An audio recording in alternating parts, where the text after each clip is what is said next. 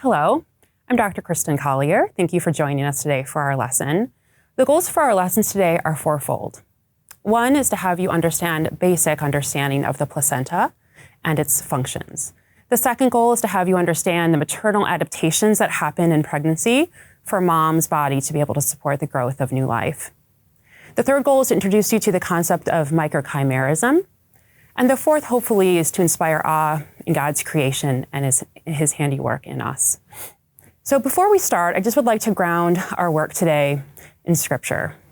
We know that the prenatal child in God's redemptive story has an esteemed position. We know that the first person actually to recognize the Christ child in utero is another prenatal child. John the Baptist recognizes the Christ child in his mom's uterus in her womb, in Elizabeth's womb. We also know that everything that Jesus Christ touches in his humanity, he redeems.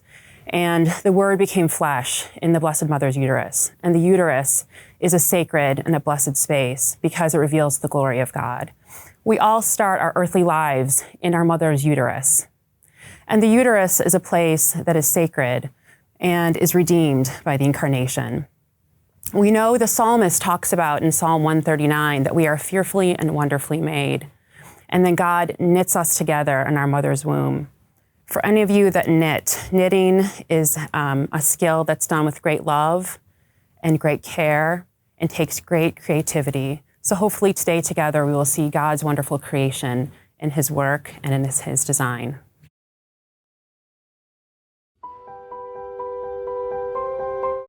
So we're going to start by talking about the placenta. And we can't talk about the placenta without first talking about the baby.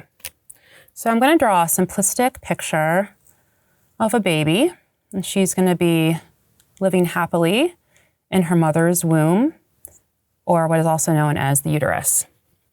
So here's the baby, here's her heart, and she is floating in a sac that is filled with fluid. That fluid is known as amniotic fluid. And not only is she floating in the fluid, but she helps make the fluid, and the fluid is actually in her lungs. And then this is housed within an organ known as the uterus or the womb. So the uterus is a thick-walled, muscular organ that is in the pelvis of biological women, unless it's been removed by a hysterectomy. The opening to the cervix or to the uterus is the uterine cervix.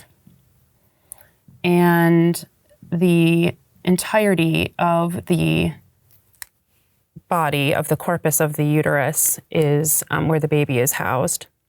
So the baby has an umbilical cord, and she's connected to the umbilical cord at her belly button or her umbilicus.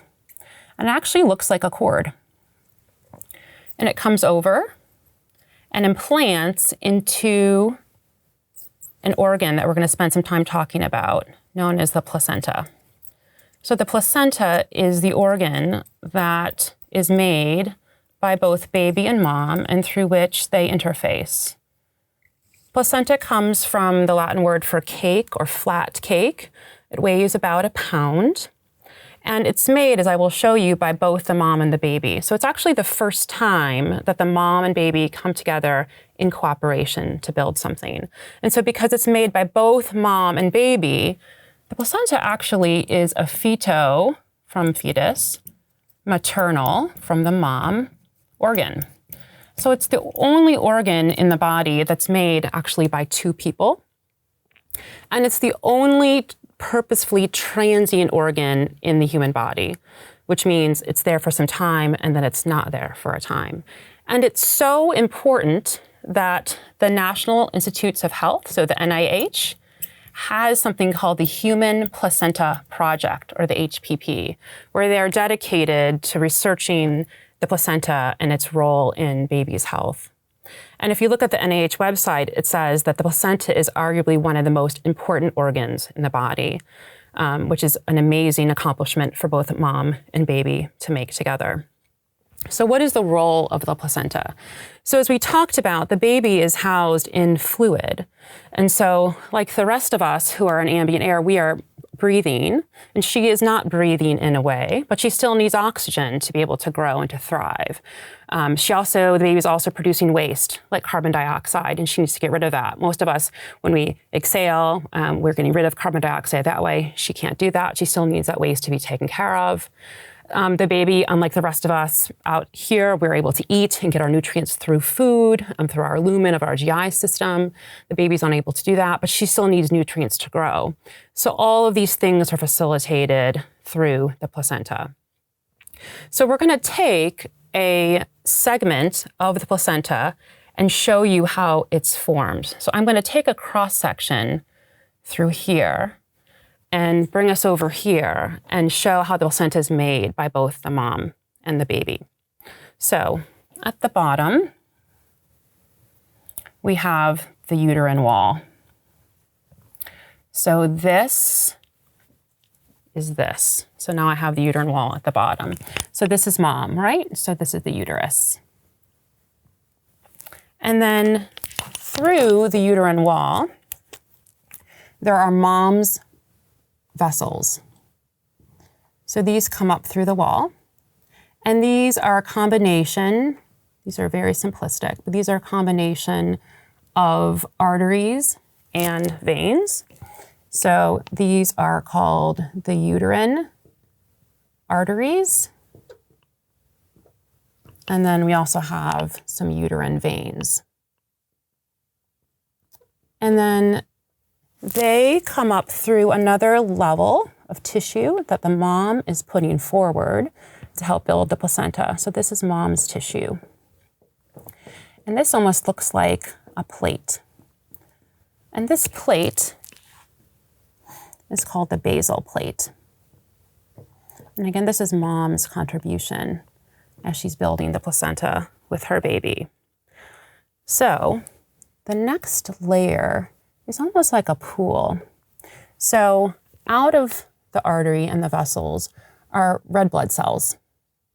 And they're floating in this pool, which is unusual because in traditional circulation, your red blood cells are always housed within a vessel. But here, actually, they're coming out of these vessels and floating and can communicate within this space or this pool here. And then as we talked about, the baby is going to be up here. So the baby's cord is coming down. And the baby's cord comes in, and these cells grow and make another plate-like structure on top of that pool and sends vessels down to try to meet up with mom. And then this plate is called the chorionic plate. And then what happens is there are cells that line this plate, and these are called trophoblasts. And the trophoblasts poke through and make little structures in this shared pool through which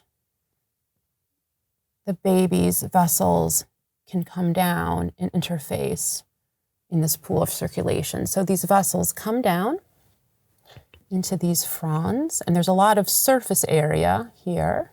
And what happens then is these red blood cells can come up right next to these protrusions, and diffusion happens, which means that oxygen can come from mom's red blood cells and go in to the baby's circulation, and then carbon dioxide, which is waste, comes out, can enter mom's circulation, and then be taken away. So the placenta then is this entire structure. This is the placenta here.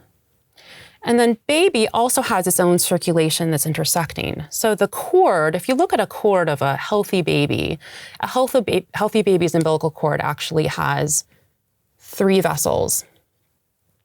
So if you do a crosswise section through a healthy umbilical cord, there are 2 umbilical arteries and then 1 umbilical vein. And veins are often more thin-walled than arteries, so that's why I have it drawn a little bit flat. And then it's surrounded by a gelatinous material called Wharton's jelly.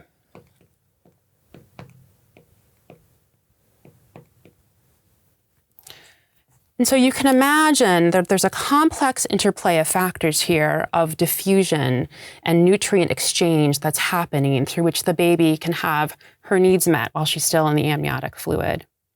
And what happens at birth is the baby is birthed through usually the uterine cervix, unless a cesarean section happens. And the uterus is very muscular, which means that the muscles can contract to push the baby out. And then the placenta also has to be delivered. So historically, the placenta has been known as the afterbirth because it's birthed after the baby. And in some way, the placenta has also been thought of as an afterthought because all the attention has been on the baby, which is correct, but we also need to have attention on the placenta because it has a critical role in keeping the baby healthy. So in this segment, we're going to be talking about the functions of the placenta. So the placenta, as we heard in the last segment, has function related to gas exchange for the baby, providing oxygen, taking away carbon dioxide through the interface. And also it's a way for the baby to absorb nutrients to be able to grow. So let's be explicit about the functions and list them out. So the placenta has many functions. So one is it helps with gas exchange. Again, almost acts as the baby's lungs in part, with oxygen, carbon dioxide being transferred across the placenta. The second function is nutrient exchange. Baby to get sugar and other nutrients for her to be able to grow in the womb before she's able to eat on her own. Very interesting function of the placenta is there's thermoregulation that happens. So fetal temperature is entirely maternal dependent until the baby is born. And the placenta helps to regulate actually the baby's core body temperature, which is vital to sustain life. There is a very important immune function of the placenta. So many of you have heard in your science classes, there are different types of immunoglobulins or antibodies. For the purposes of the placenta, we will talk about IgG and IgM. So IgM is the antibody that is made in your body acutely or as a new antibody when you're faced with a new infection. Eventually, you have formation of IgG, which provides long-lasting, sort of more chronic immunity, provides protection for you.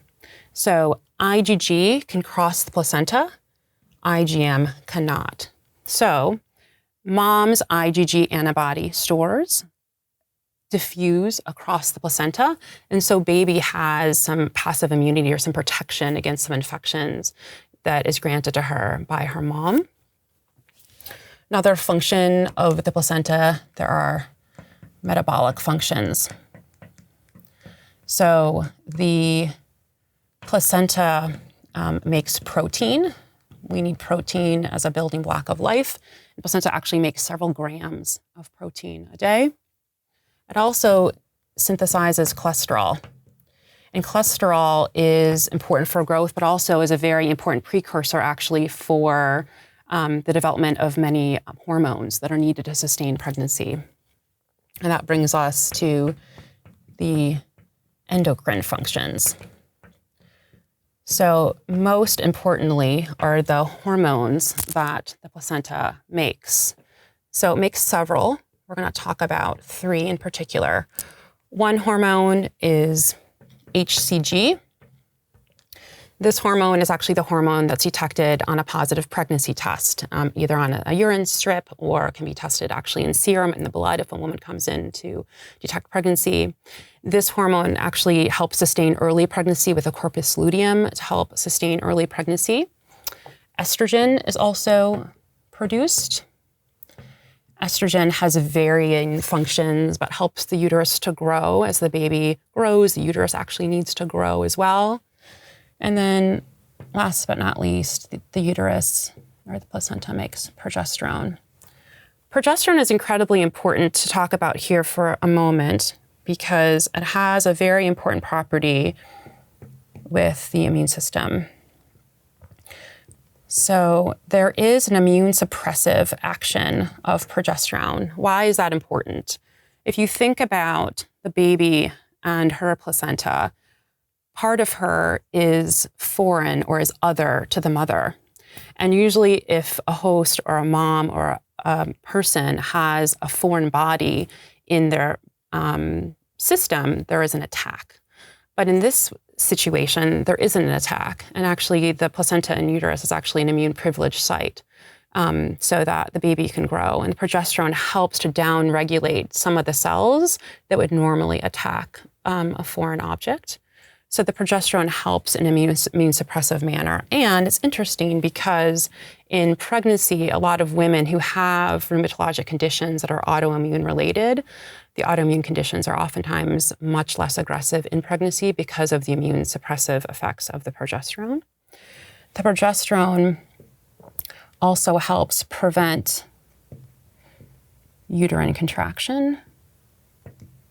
You do not want the uterus to contract when the baby is inside until labor and delivery is about to happen.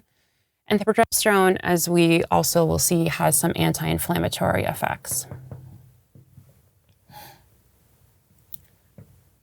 And so what's amazing with the placenta actually is it's many organs in one. We all have organs in our body that have a specific role. Our lungs for gas exchange, our kidneys for waste exchange, our thyroid for function of endocrine system. But the placenta acts as the kidneys, the lungs, the immune system, endocrine, all in one organ, which is amazing. So then if we think about what needs to happen on the mom's side for her body to be able to support all of this function, we have to think about the mom's body and the adaptations that happen in her system. And so we will call those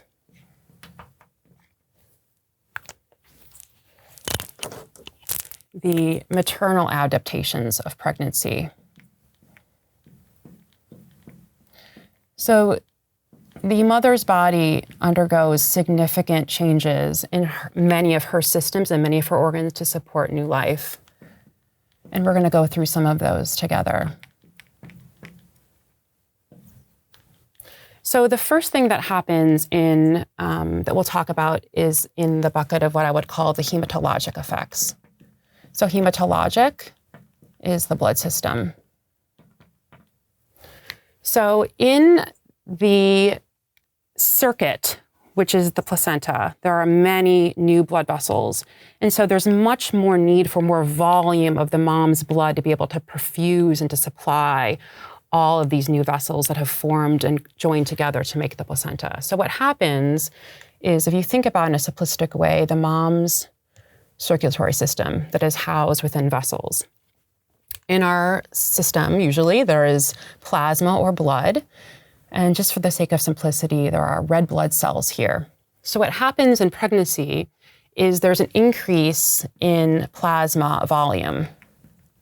So the amount of volume in her circulation increases to be able to perfuse the placenta. At the same time, there's an increase in the red blood cell mass. So these red blood cells also, we need more of them. As your red blood cells carry your oxygen, which you need to be able to sustain life. And so for the red blood cells to increase, a couple things have to happen. You need erythropoietin. And this is made by the kidney. So mom's kidney makes more EPO to make more red blood cells. And to make red blood cells, you also need folate. And folate is found in prenatal vitamins that usually most women are recommended to take when they're pregnant. What's really interesting is the plasma volume increases more in proportion to the red blood cell mass. And so when you have that, what happens if the volume is increasing more than the particles within the solution, a dilutional effect happens. So actually in pregnancy, there's something called anemia of pregnancy.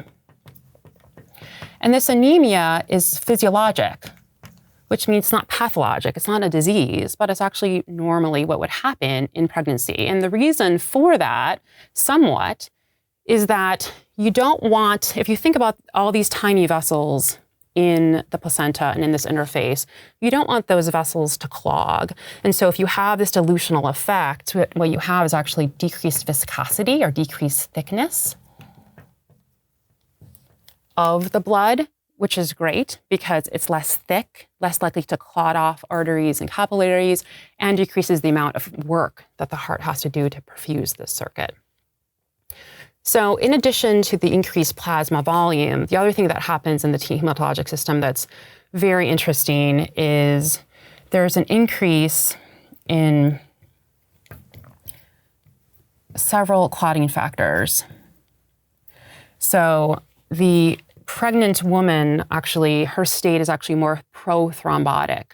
So our body, at any given time, there's a very delicate balance between clotting and bleeding.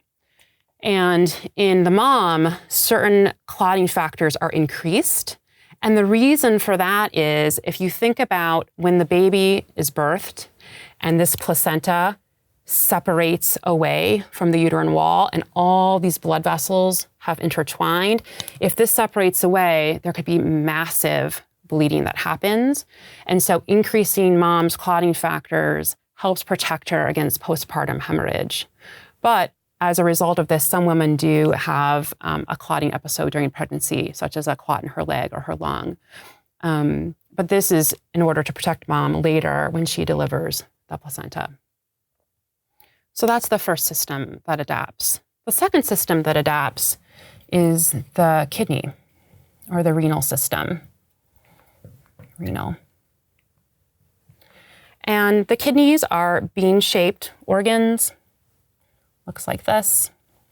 And in pregnancy, there's an increase in size of about 1 to 1.5 centimeters.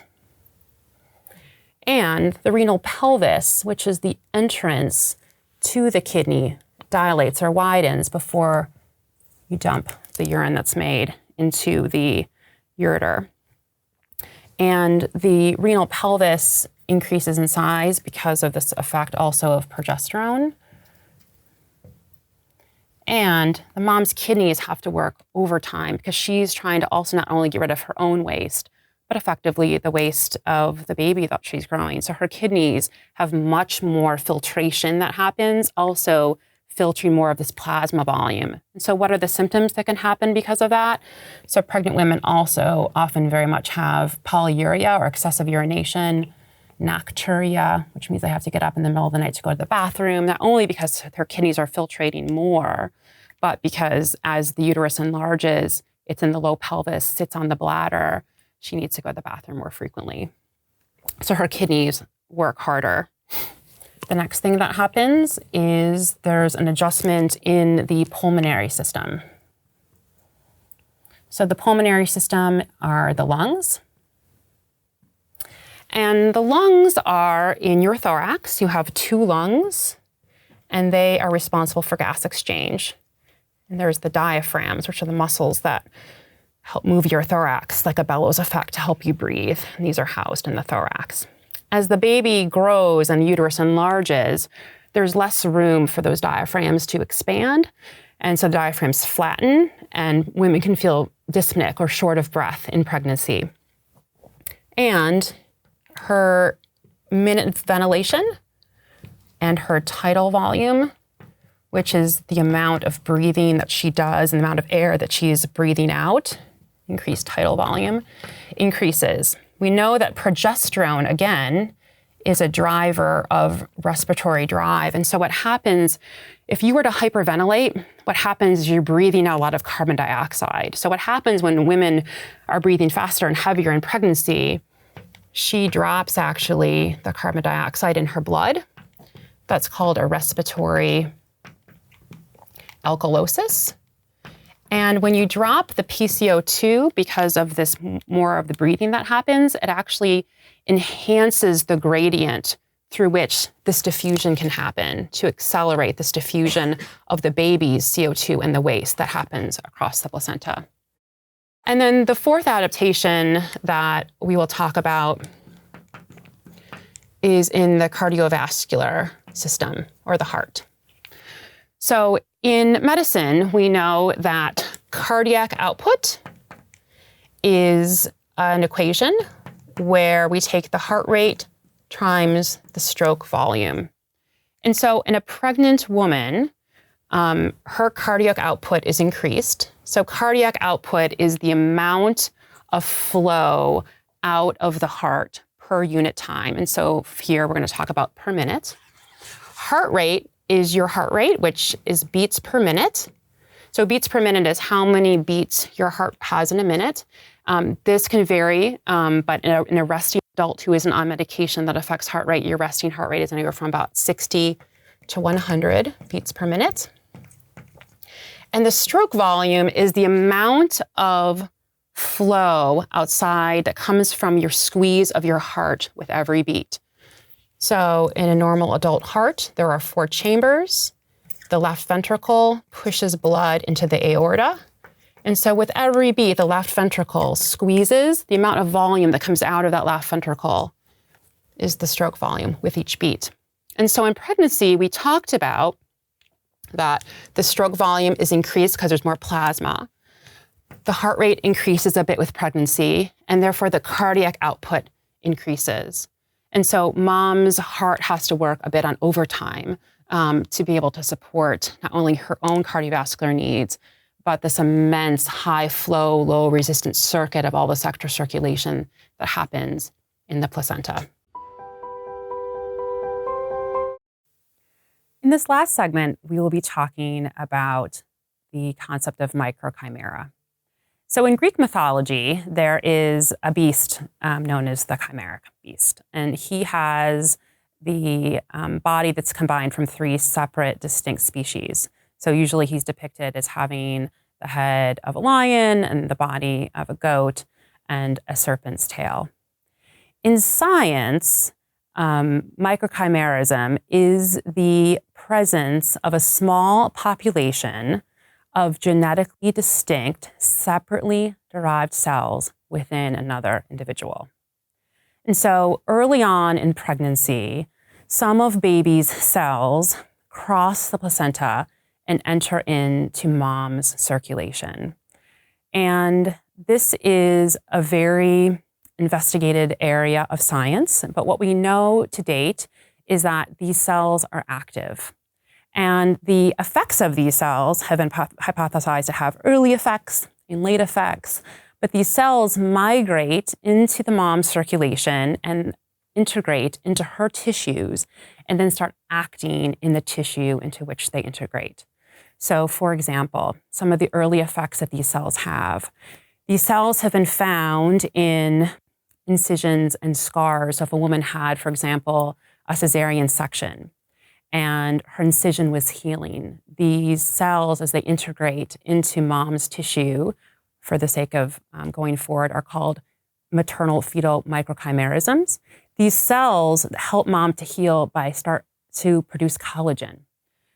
Some of these cells migrate into the breast and have been hypothesized to help protect mom years later from developing breast cancer. It would be one thing if these cells came into mom's body as a gift from baby and were inert, but these cells are not inert. These cells are active, and they are helping mom in ways that we're just beginning to understand. We all know that we are interconnected in ways that are beautiful and profound. We're connected with each other, and we're connected in ways that provide meaning and support in our lives. But science is showing that we are also interconnected at the cellular level. So when these cells enter mom's circulation, there is a cooperation or a negotiation of sorts that's happening, which is really can be thought of as radical mutuality at the cellular level. If we think about God's redemptive plan, the entire narrative is rife with relationships. We see that God walked with Adam and Eve in the cool of the garden. He was with his people.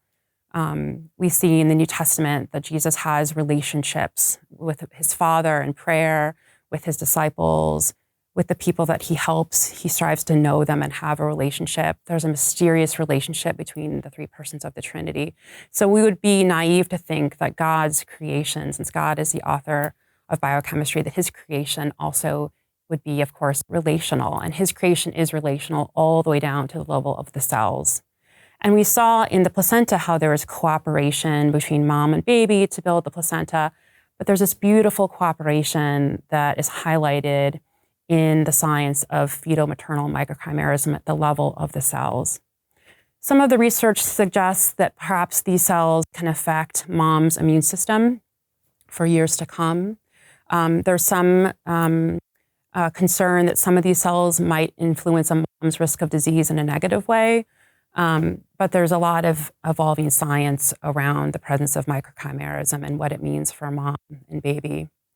What's fascinating is about 8 to 10% of women who report no previous history of having carried a male child or no reported history of a pregnancy loss or termination, that these women still carry, 10% of these women carry male cells in their circulation. Well, how can that be?